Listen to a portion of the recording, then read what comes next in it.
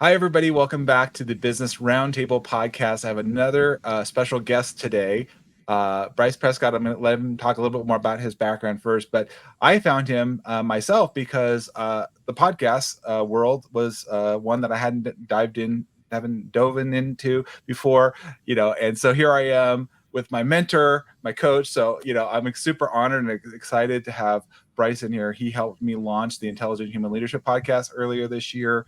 And what we're going to talk about today has been really important to me as a small business owner and leaders is who am I trying to serve, and how do I get that message across that's in a meaningful, impactful way. And so we're going to dive into that further. But before we do that, I'd love to have Bryce, share a little bit about your background, Bryce, what got you kind of into podcasting and helping business owners. And of course, you found me through Warrior and some other shared colleagues. But number one, welcome. And I'm so glad to have you here. And yeah, please share your background with us.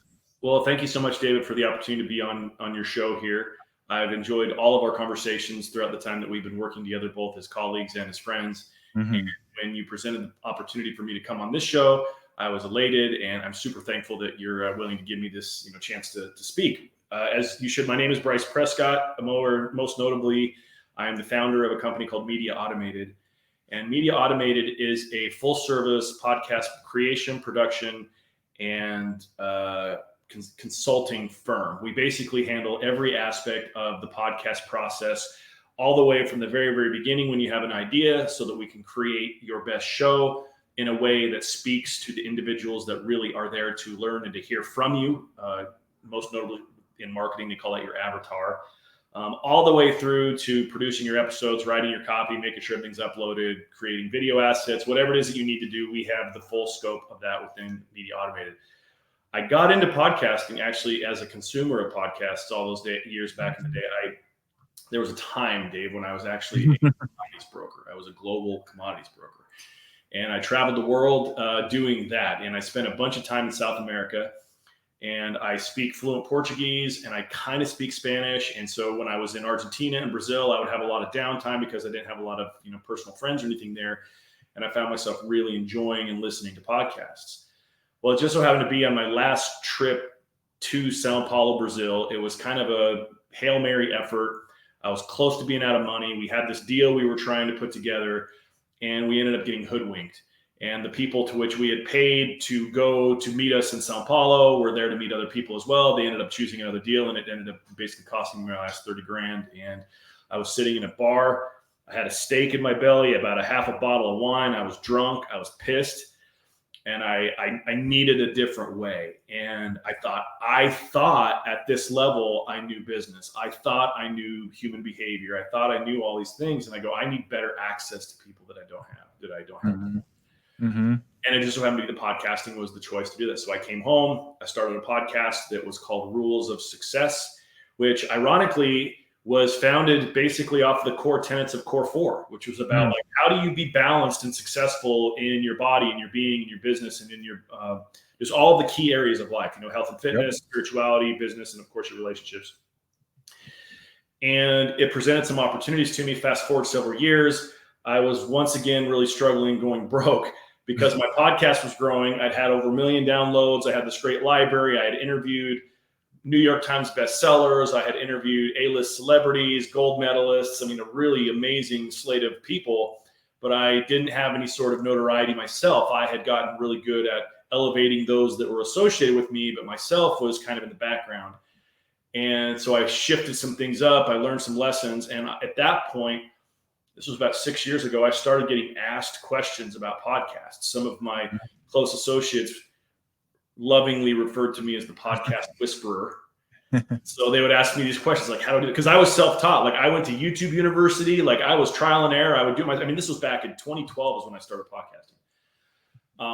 And here we are all these years later. I run an agency where we're producing dozens of shows, close to 50 shows a week. I've helped start over 100 podcasts for different people. I've become somewhat known in the space as the guy if you want to accelerate those results and to gain those skill sets that make you dynamic behind the mic. Mm-hmm. So I met you. So absolutely. Absolutely. Yeah, you definitely, help. That was what attracted me to you, Bryce, is that you had that you had that track record, and were able to work with actually quite a few different personality types, what I would call them, and definitely different themes, and it was varied. And so that's where I thought, how does he do this, Bryce? How does he, help these different people, because they're targeting different clients and different folks, and if you will, and you know infusing the technical stuff that you talked about in producing a podcast with this understanding of what goes into kind of making that, and making sure that it's meaningful. I think sometimes people get things out of order. And what I really appreciate about you, Bryce, is that you slowed me down a little and helped me get clear on the ideal client, what we're envisioning, and that what would that look like, versus saying, well, let me just go buy a microphone and let me just start talking about some things. And I think people are not clear in their messaging, and so then if you're not clear in your messaging, who are you talking to, right? Right.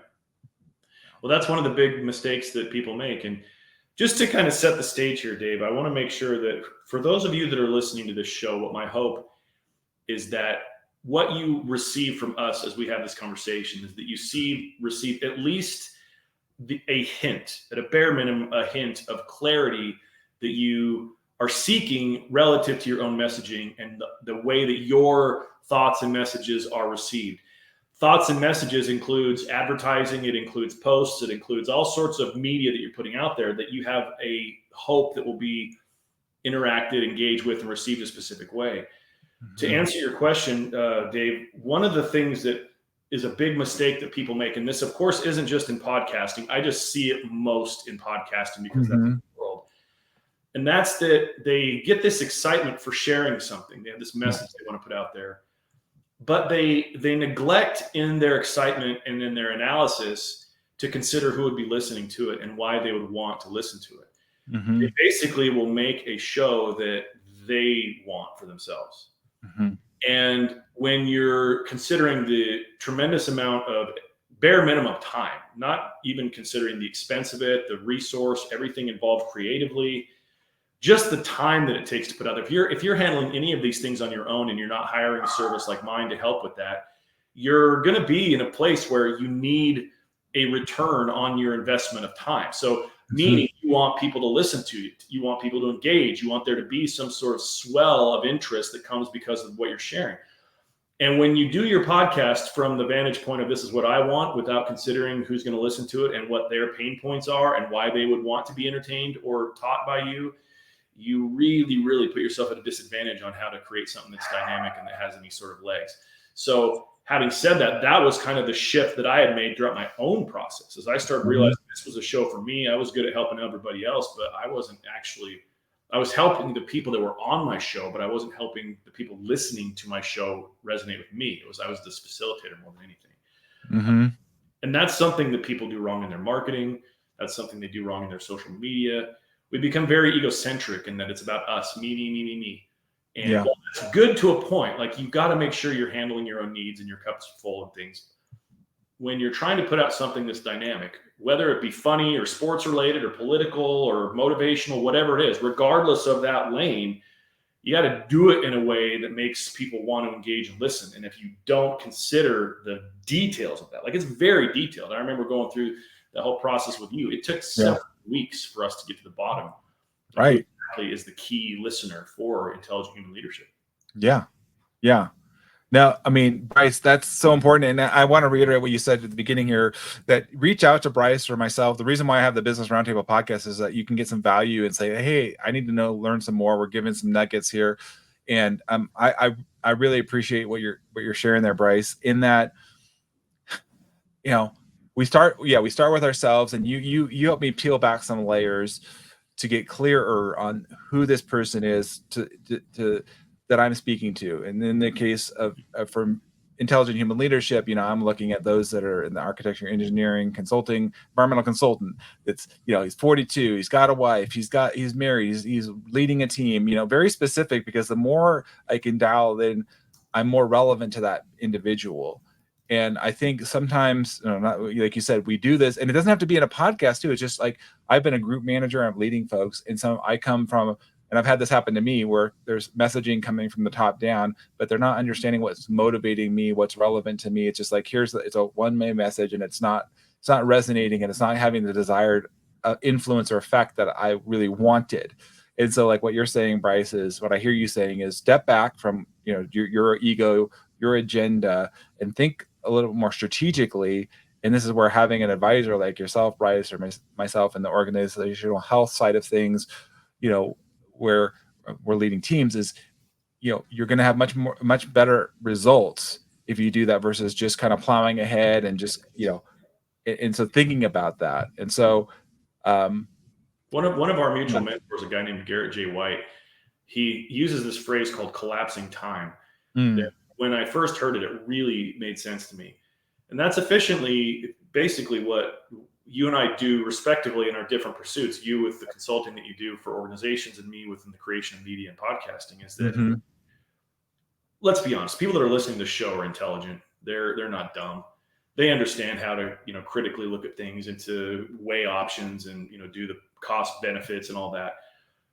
But at the same time, understanding that, which means being that that's the quality of person that's listening to this, that means as well that they have the capacity to learn everything that you and I could teach them without our help. However, it's going to take them a minute, and they're going to err, and they're going to have mistakes, and they're going to be frustrated, and it will cost them time. It will cost them frustration, possibly anger. And what we do is we just say, we don't need to deal with that part of it. We're just going to jump ahead, and we're going to collapse all that time together so that you're at the place where the lessons are learned because you have a trusted advisor that's already done it. We have the capacity to really create things quickly so that you're not having to put that sort of resource out for yourself. Like we make it to where we're time warping. We're taking you to a place in the future where you actually have the things that you're wanting to build right now. And I'm thankful for that. Like when Garrett used that phrase for the first time, it was like, yes, that's exactly what we do. Like we time warp this stuff. Like, sure, the type of people that I work with are very, very successful. They're very, very intelligent. They know how to get things done. They're self-starters. There's not a single person that I've worked with that if they really wanted to, they couldn't do this on their own. But thankfully, they've realized I do not want the opportunity cost of missing out on everything that's right here by just paying for the help that I need, as opposed to having to learn it myself. See, I was the other guy. I jokingly said I went to YouTube University. That actually wasn't a joke. Like I was like, how do you produce? How do you run Logic Pro? Like what can't? Like I went through the whole thing, and it took me forever, and it was frustrating. And I'm thankful for that education because it created an opportunity for me to have a business out of it. But I wouldn't wish that upon anybody, dude. Like that's why I'm like, oh, I got this. Like you don't need to go through any of that heartache. Right. Right. Yeah. The value of having, and that's where a team or looking at others, like you said, Bryce, there's things I do with teams all the time. And it's like, okay, you don't have to get all that. Just understand how it gets done and get the right people in the right place so that you can do what you do best. And I think that's what really helped me in creating the podcast. And one of the things you said to me, Bryce, particularly early on when we were talking about podcasts, you said what's the total number of episodes of a podcast? And it was pretty small, as I recall. You gave me the exact number because most people just couldn't. They was doing all this stuff and it got overwhelming and they just stopped, right? Yeah. And so then that they lose that momentum. Well, that statistic has changed, but what it used to be, it still presents a thoughtful consideration. About a year or so ago, the statistics were that there was 2.9 million podcasts on Apple Podcasts. And there was only about 200,000 of that 2.9 million that had more than 7 episodes. That's pretty stark. Because that means that, well, it says a couple things that's really valuable. First thing it says is that the barrier of entry to get into podcasting is very, very low. Because if there's something that's like, there's basically 3 million people and only 200,000 of them have done more than 7 episodes, that means that it's easy to get into. But it's also very top heavy, meaning that within even that 200,000 that has more than 7 episodes, there's a very small percentage of those that are actually profitable, that are known, that are considered household names, that are really, famous, if you will, or even have notoriety. You don't even have to be famous, but just to be known in some capacity in certain circles. So that means there's a really big opportunity when you do it right. But the other side of that is that people are making shows nobody wanted to listen to because they get to that 7th episode and they didn't personally have the juice to keep going because nobody was listening, nobody was engaging. Dude, it's a ton of work and effort to do a podcast on your own and to do it well. Mm-hmm. Even to do it horribly, it's still hard. So the idea of actually having a really great show on your own, like the stats show it, like it's very difficult. So I took that into account when I was creating a lot of the curriculum for what I help people when they just have an idea. Cause I'm like, so what's the actual problem that we need to overcome first? Mm-hmm. Mm-hmm. If you have a desire to get a message out there, like what's the biggest issue? And the biggest issue is that we need to draw a straight line between your heart and the person that needs you most. Mm. And I say this, it blends itself well to the type of audience for this podcast because these people are entrepreneurs that care about motivation. They care about doing things the right way. They want to maximize their life. And so they read the self-development books. They understand that there's a requirement personally to fill your head with good ideas. Yep. Which is great. But so this type of podcast and others like it it's a very simple sort of thing as far as my understanding, my experience to create something that resonates. But it still even works if you're looking to create a politics show or you want to do a sports commentary show or a comedy show. My biggest, truth be told, my biggest success story with podcasting actually has nothing to do with my business. And it has everything to do with, I've been doing stand-up comedy for about 6 years. And I'm a headlining comedian. I've had my own shows. I've done it all over the Western United States. I've made friends and associate with some of the biggest comedians on the planet. Like I'm in that world. And what accelerated my ability to get on some of those stages and to meet some of those people was simply that if you break down what stand-up comedy is, it's basically a bar that sells nachos and they just got a funny guy at the front that's telling jokes to get everybody drunk and buy more food. And so the more you're able to fill seats, the more value you have, even if you're not the funniest guy, but you can still make people laugh. Mm-hmm. That was me. When I started doing stand-up, I stunk. But yet I had a podcast I created that was called Grab the Mic. And I chronicled all of the open mics I would go to. I shared my story as far as the frustrations, the politics, the different comedians I would meet the first time I opened for somebody that was famous and hosted the whole thing. And by putting this sort of behind the scenes content out there while sharing my sense of humor as well, it allowed people to be like, I like this guy. I see his side. Like I became more of this curious, charismatic figure that they wanted to see where I was going to go. And so anytime I would put, I was going to sell a t-shirt, I could sell t-shirts. When I started headlining and had opportunities for show, I could sell tickets. And so it accelerated those opportunities for me. Well, what I experienced is no different than a coach that's trying to find people that need their coaching. Mm-hmm. Or a consultant or an accountant, or I've done podcasts for people that sell windows, dude. Like there's no genre that can't utilize the exposure of telling the story and overcoming parts of that story that the public think are different than what's real. Mm-hmm. And so that's why it's so crazy. Cause like once you get past the first part of doing it right, like there's all this blue sky that is available for opportunity. And as I shared as well, this isn't just, podcasting is the specific lane that I'm referring to, but all these principles, they're exactly what you need to have good marketing and to have good branding and to have good messaging for your company, to create good culture within your company. Yep. All of those same things, you got to know who's associating with you, what their pain points are, and how to speak to them in a way that moves them. Yeah. Well, that leads a good question or follow up to that then, Bryce, because, what I see is businesses start, and you even said like you started a podcast and then you changed it over time because you're like, okay, like, who is this ideal client or avatar, like you said? And so maybe you can give us some, for the listeners here, some ideas of like, okay, if you're not attracting the right person, it could be a combination of the messaging, like you said, not knowing their pain points, but how do you identify that ideal client or avatar, the one that you really want to serve? Is, because this is a question you ask me sometimes too, is like, is this the person like that you really want to help? And sometimes we have these ideas. I hear like, I want to serve everybody. Well, that doesn't work. It's just like, yes, if you're a huge multinational company, yes, okay, McDonald's, yes, but we're not McDonald's here.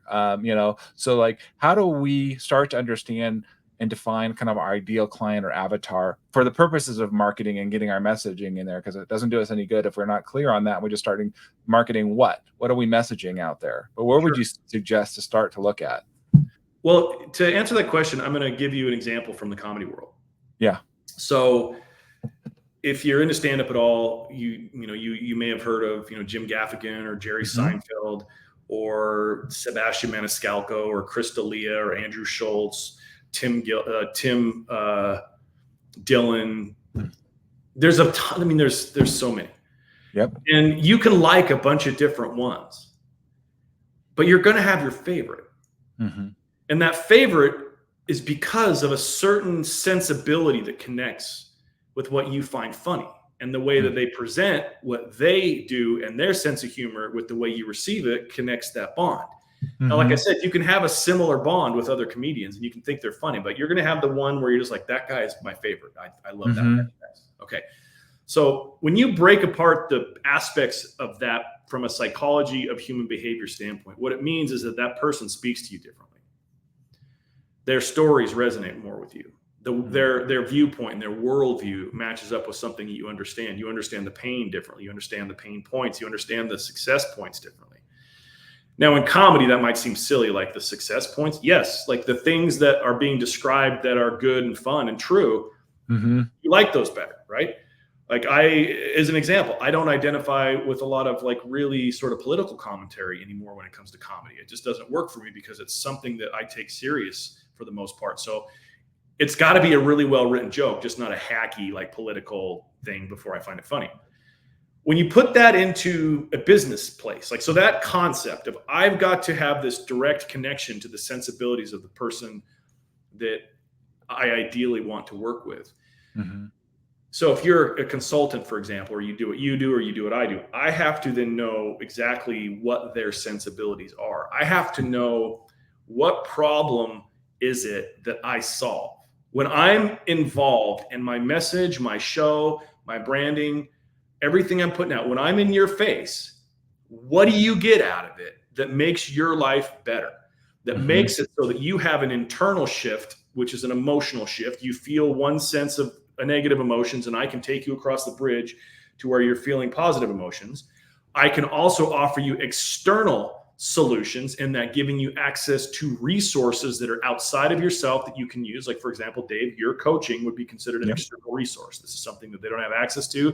You come in, you got all your tools and your bells and whistles and the things that you do to help their organization. That's an external thing. In order to have access to even understanding what that external resource is, they've got to connect with you and you've got to connect with them. Third aspect of the problem that you solve as a podcaster for your listeners is that you solve a philosophical one for them, meaning that when you present the right message and it hits the best for them, it motivates them to be a better person. And there's a direct line between them being a better person and being associated with you. And so morally, they now have an internal obligation to follow the things you're saying and to listen to you because they're better for it.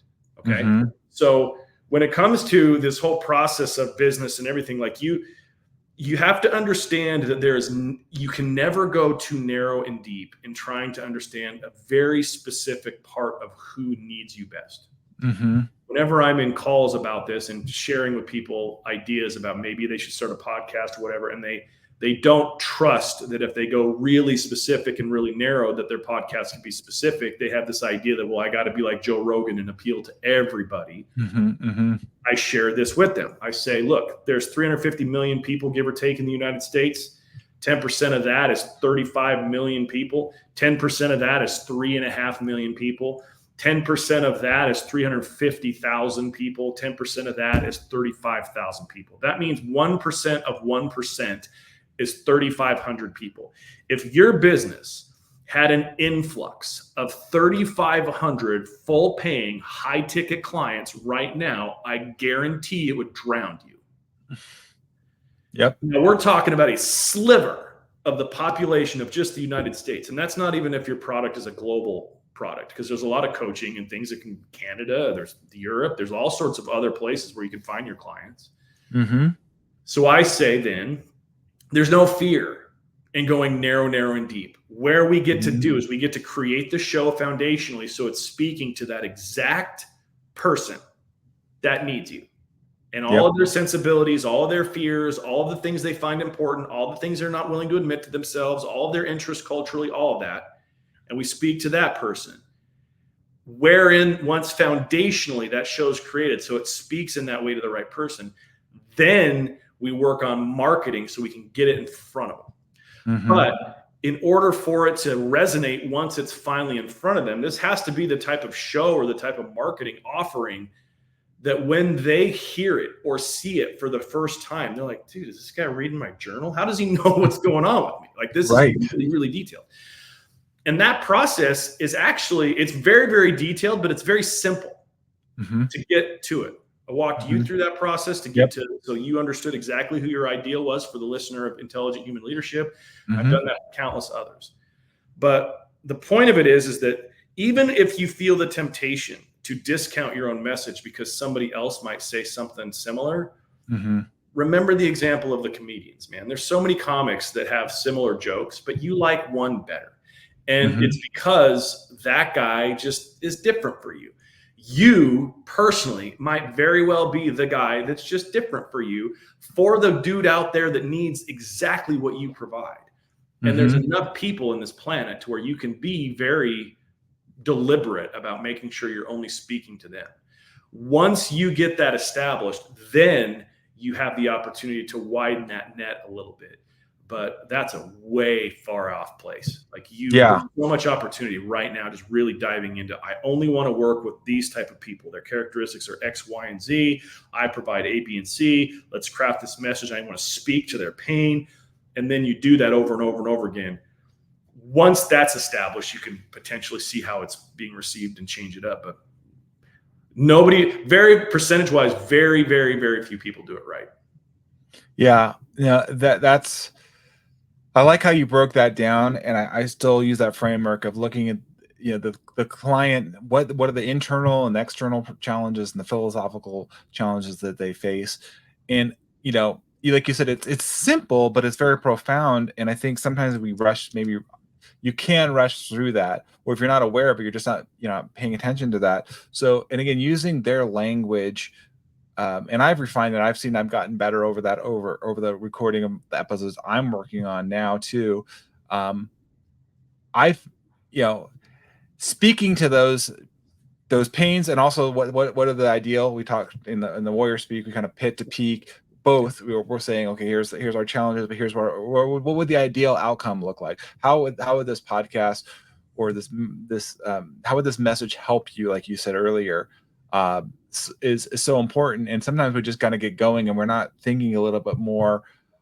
Again, it's not overly complicated, but it's just think through that a little bit more so that the message can resonate that much more. And I would say, having hired you, Bryce, was helpful for me, or anybody else, but get feedback. Don't be kind of an echo chamber with yourself, but hearing from others. The other thing that you said to me that really resonates is a lot of people see a Joe Rogan who's very successful, or different folks, and they feel like, well, I got to be like that person, and or you said, the comedian. They're not living the authentic self. So number one, they're struggling. Not living authentically. Number two, if you're not living authentically, how are you going to make a message that would be authentic to the person you're trying to reach? Right, Bryce?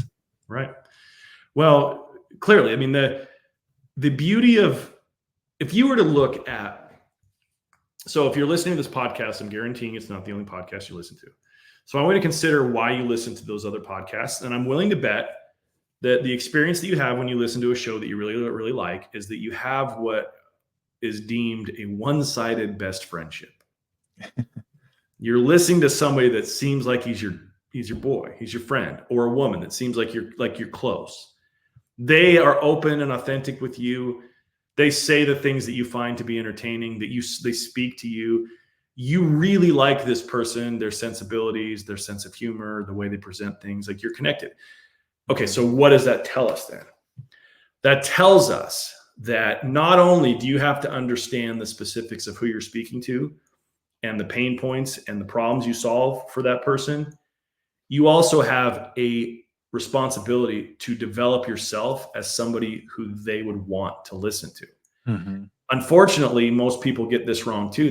They come to a podcast they have a little bit of insecurity about, yeah, I don't know, like the sound of my voice. I'm not sure how to do this. And a lot of times they just kind of plow through that and they start, as Seth Godin says, they just ship it. They put it out there, whatever. And, I encourage action taking. That's a good thing. At the same time, though, they're overlooking a key part of that, then that a successful show is because of the host. It's called the Joe Rogan experience for a reason. Mm-hmm. Even though he has some of the most world-renowned entertaining guests that you tune in for, Joe's the draw. He's the reason why. So individually, it's your responsibility as a host, period. Somebody either with a podcast, even if you're the founder of a company, it doesn't matter, even though we're specifically talking about podcasting. Mm-hmm. You've got to take upon yourself the duty to be as good of a communicator as possible. You have to understand how to tell compelling stories. You have to be able to handle objection and confrontation in a way that's successful and that resolves itself. You got to know how to make people laugh. You got to know how to make people cry. There's all these skills that as a host, they're on you to develop. Mm-hmm. And so when you do that, when you take it upon yourself to become the best you behind the microphone and camera as possible, and you're speaking in a way to which whom you talk to, it's hitting the mark because of the feedback and the deliberate nature of your research to make sure you're speaking to them, that's a winning combination. That's when you have a really dynamic show. And I want to make sure that that's not understated. Your show's success isn't, all of these factors play into the show's success. Like you got to make sure you release on time. You got to make sure you've got great marketing. You got to make sure your messaging is on point. You've got all those things we've already discussed. Yep.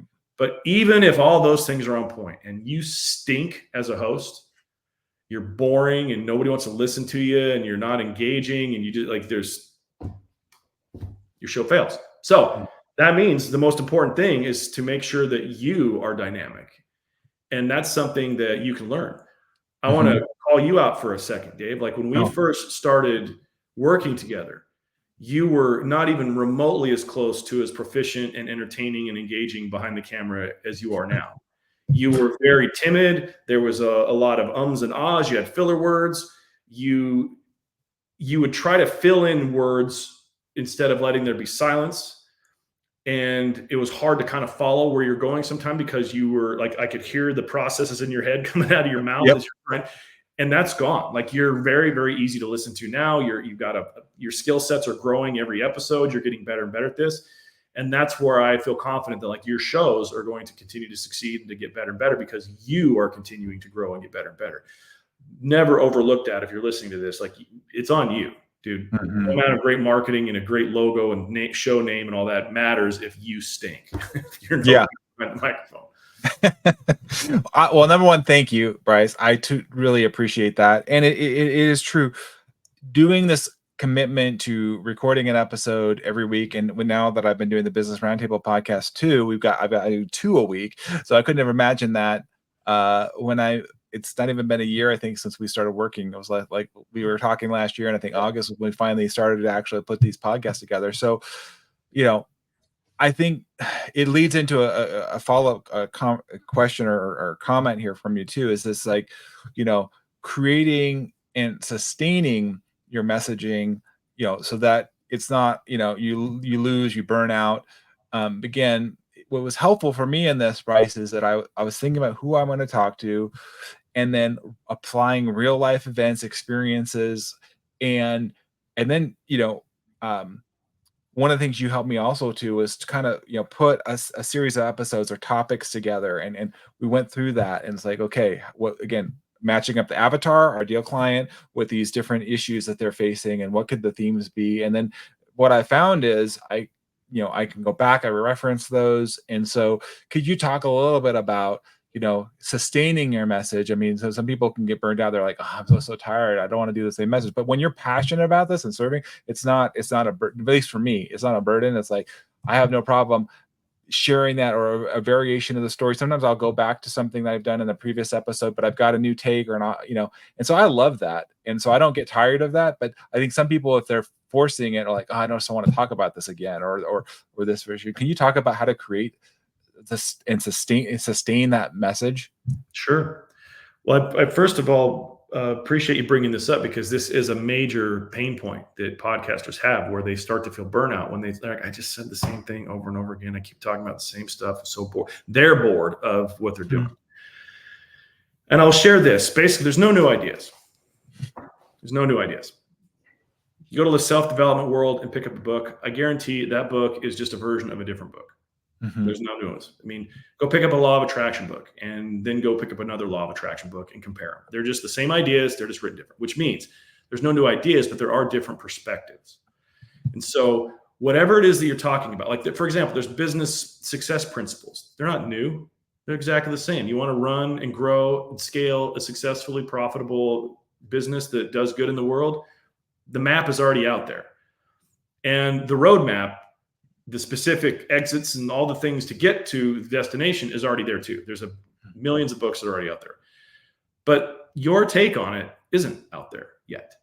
And even if it is, and this is where it gets a little inception-y, your take on your take isn't out there. So when you look at a show like Intelligent Human Leadership and the organizational tools that you provide there is so many different subjects to which you could just take a different angle from and talk about the same thing over and over and over again from different angles, bringing in different stories, having new and updated experiences based on the application of this with clients, the whole deal. And what that should do is it should alleviate any sort of worry that you're trying to say that the same thing's over and over again. Because unfortunately, especially when it comes to a consulting or coaching or motivational based podcast, there's no way around it. You're going to say a lot of the same things, but you're going to do it with fresh takes and different perspectives. And so anytime you find yourself worried about that, I just encourage you to not be worried about that, because the way the human mind works, this is something else that podcasters, we get egotistical about. We think because we did one episode about one subject and it's out there in the ethos, that every person that listened to that fully comprehended at the highest level every bullet point associated with that take, and that if we were to even remotely bring it up again, they'd sit there and yawn. It takes the human mind so much repetition to actually make things stick. So you may have already done that subject, and you may have even already done the subject in the same perspective. But if you show up with a different energy, with a different story, with a different way of pulling and pushing against the points of what you're sharing, it's a totally different message. And so anytime I hear clients or potential clients worried about being repetitious, I go, good. People will actually learn something from you then. If you repeat the success-based principle over and over again from many different angles, they might get it. Because if not, they're going to listen to it and they're going to be like, yeah, that's great, and go about doing their life the same way they did without applying anything. So we get to get over ourselves and thinking that just because we put something out there that everybody knows about it already. I mean, even from a social media standpoint, I had this experience not too long ago. There was a time, like right now, I'm located in Scottsdale, Arizona, and I recently moved here about it was last November, so it's been about 8 months. And when I was in my location before, I was in Salt Lake City, Utah, and I had a full-time videographer that was on my staff for me, for my podcasts, for my content, my reels, like everything. And I literally have a library of, I would be surprised if it's under 1,000 different videos that I've done over the years. Recently, what I've been doing, instead of actually like hiring somebody new, I've been going back through my own library, finding these clips, and I just edit them differently, put things in a different order. They've already been released, but now because of what that is, they're received differently. They hit different in the algorithm of Instagram. They're totally different when they're exactly the same. So my answer to that is that please do your best to avoid being tempted in thinking that you've already talked about this, whatever this is, because there's a new angle and there's a new thing. And if everybody already had that thing figured out, they would have that thing figured out. You know what I mean? Right. So it's okay to talk about the same stuff. Do it in a way that lights you up, that mentors you. Go back and revisit. I've told this before to clients a ton, and I'll tell this to you, Dave, because you have enough episodes. If you find yourself where you're feeling that, like, I don't know what to talk about, go just revisit an old episode, see what the subject matter of that episode was. You'll listen to it for 5 minutes, like, you know what I could say is this. And then ding, all of a sudden the creative juices start flowing and you have a whole new subject matter that's based off of a different perspective while the truth principle is the same. Yeah, I love that, Bryce. And podcasting is audio, you were talking about video, writing it down. There's all these different ways we can communicate. You could put it in a picture, right? And so I like the idea of being creative with that, because you're right. We kind of get if you're sharing this information, you're going to get sick of it before anybody else will, if you will. And I don't know why I heard this one time, but I'm been married. I'm coming up on 19 years this month. And it's funny, I don't tell my wife I love her once and then I'm done, right? It's like every day I tell her I love her. She's heard it and before. In different ways. Right.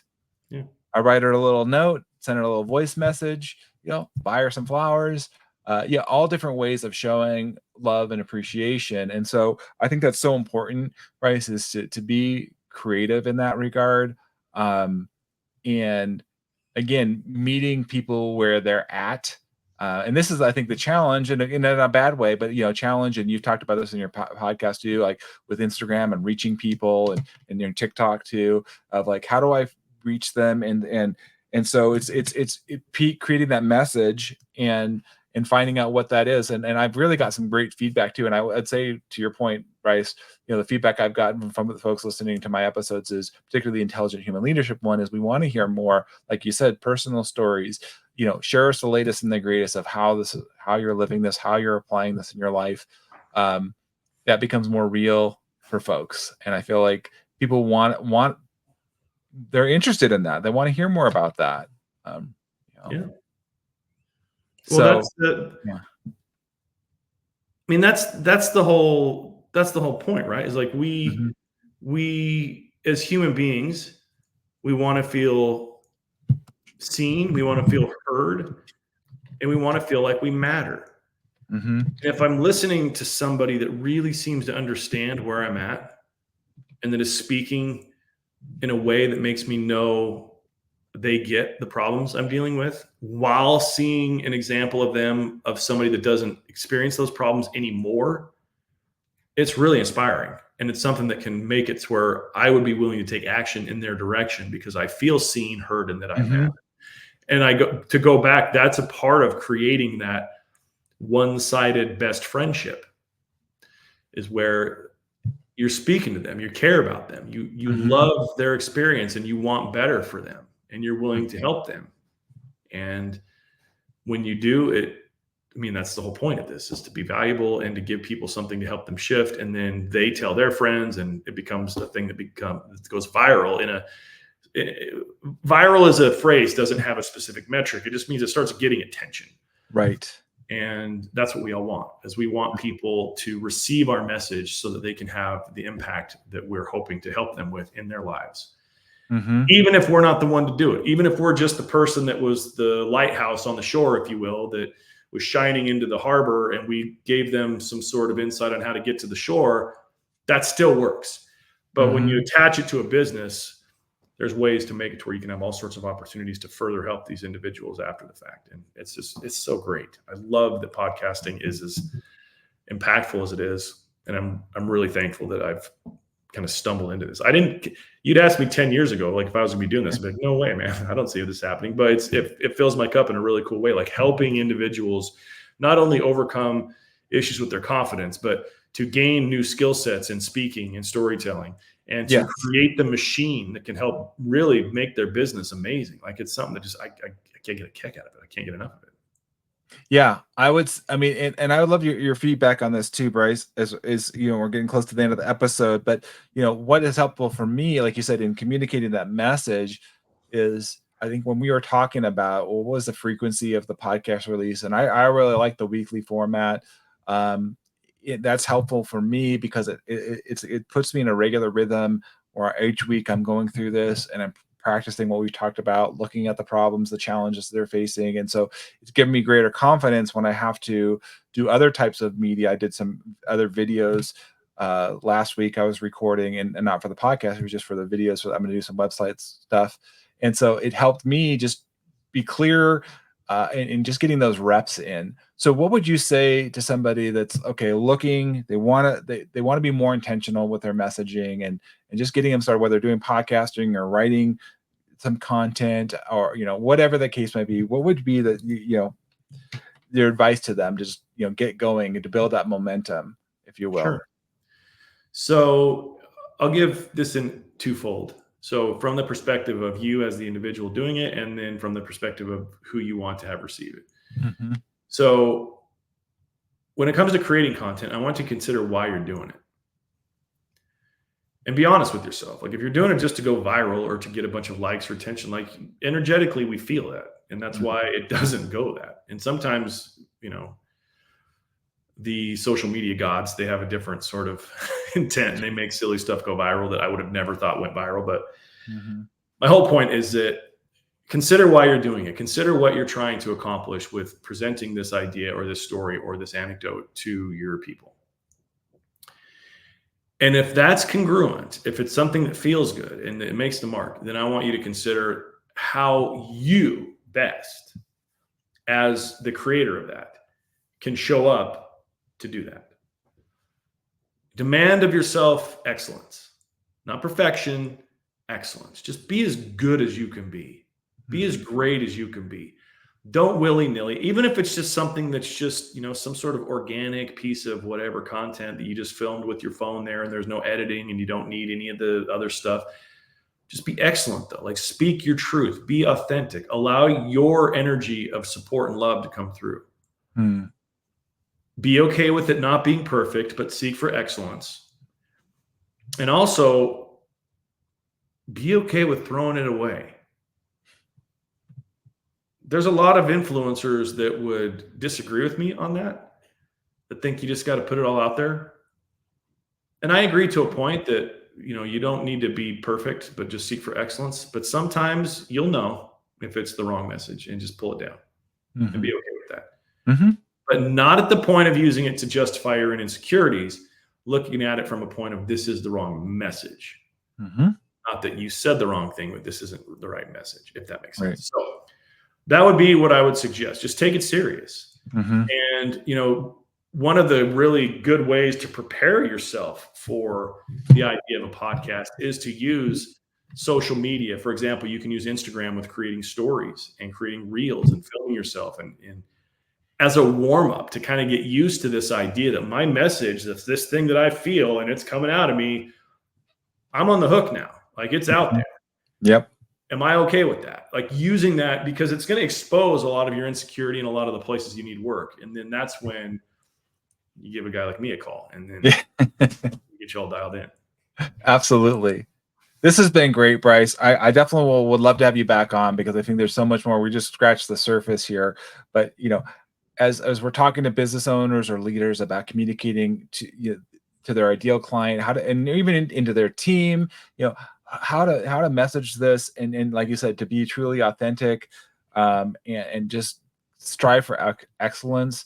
And I've appreciated this. It was a big investment coming in working with you, but it really was an investment in myself as I looked at this, the commitment of leading excellence in others, because I would want them to do the same thing with me and my company as well, is that they would invest in themselves. And so I just want to say thank you for coming on here and encouraging those and that are listening here. And again, just final thoughts and where can folks find you, Bryce, as we're wrapping up here? So make sure they can connect with you.